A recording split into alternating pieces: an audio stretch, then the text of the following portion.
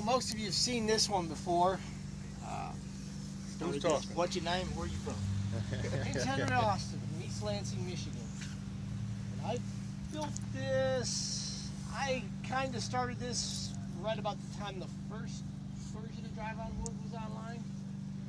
It was up here in 2014. I missed it last year because one was broke. And this is probably going to be the last trip on that gasifier. This car alluded to, I've got the curving fire tube. If anybody wants to see what that looks like in the morning, I'm going to burn that down real good low tonight. You should be able to see it in the morning if you're curious about what it looks like. This one's the 454 big block. It's the oddball they made for about 5 years, from 91 to 95, I think, before they switched to Vortec. It's got the 4L80E behind it, and it's got 373s. And when I first put this gasifier in the truck, it would do 75 all day long. And now I'm at my 12-inch fire tube is about an 8-inch fire tube. It will no longer do 75. I did about, most of the way here, I did about 55 today. I got up to 60 a few times, but it struggled a little bit. Burns about, I'm going to say 1.75 to 2 pounds a mile. I'm somewhere in that ballpark. I can put, I've got a flatbed, a 16-foot flatbed auto hauler I tow with it all the time. And if I've got a Suburban on the auto hauler, she'll do about 55 with it. It's pretty much at the top end of what it'll do. It's been good. It's a basic wing keep design. It's a 22-inch fire tube.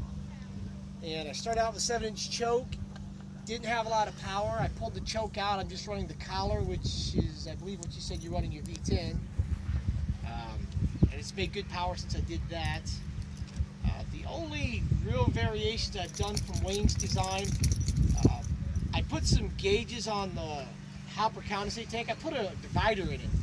The tar falls on one end and then the water spills over on the other side so I can measure the water. That's worked pretty good.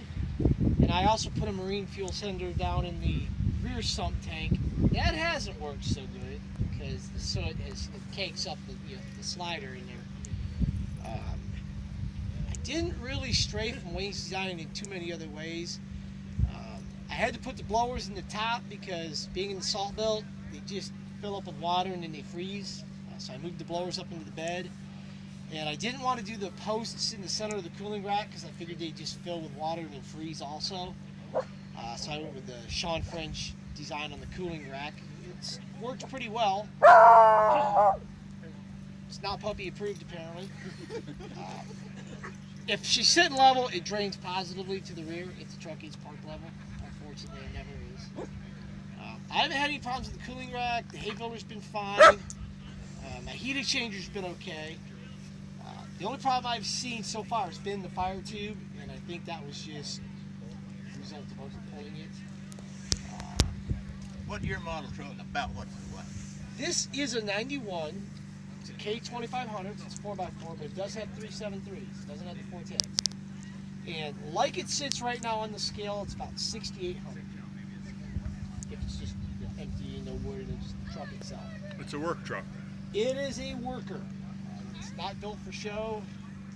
I had to LaRosify it this morning. I had some air leak there, so we did my problem with some tape there. The only thing I really am kind of fighting right now that I did kind of come across on the heat exchanger, because of how I had to angle mine, the Fernco on the inlet, it keeps overheating and melting. So I think if I were to do that again, I would probably weld a 2-inch union on either side of it so that I could just turn the screw it in that way. How many miles you got on it? On this one right now, somewhere just over 15,000. I haven't looked at it today, but I'm probably about 15.5, somewhere in that neighborhood. I drove it daily for quite some time. I don't burn gas in it. I started on wood. The only time I do burn gas is if I move it. I'll probably burn gas in the morning so I don't wake you all up going for my breakfast, but it pretty much runs strictly on wood. Started on wood, I run it on wood. I don't burn good wood, I burn whatever the hell's laying around.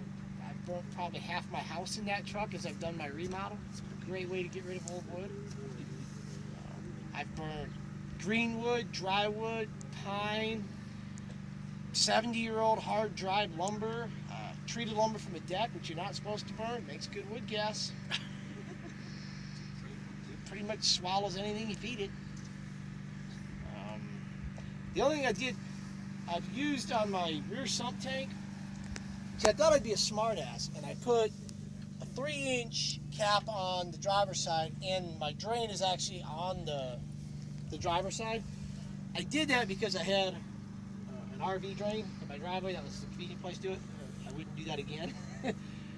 And then I put a cap on the other side. And what I did is I put the 3-inch RV gate valve on there with the cable remote, which is nice. You don't have to kneel down in the slop. And it's also nice because you can clip your RV drain hose on it. If you pull over, you can run it down into the weeds. It's not just right where you're parking. That worked out pretty good. I'd put it on the other side if I did it again. That happens to be where my dump is at my house in the city, so I had to go that route. Other than that, it's your system, Wayne. Same basic system everybody else built. All right. Nice job. Thanks, Henry. Thank you, sir. Question?